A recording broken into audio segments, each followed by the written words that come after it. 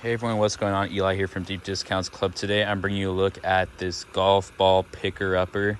As you can see, it starts off very small, but it's telescoping, so this thing can go and get very long.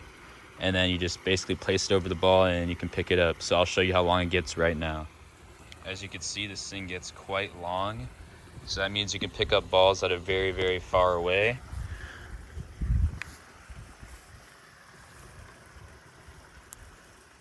Just like that.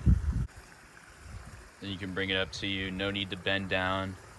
No need to get in muddy situations. If the ball is in the water, you can just simply use this and it sticks in there very nicely.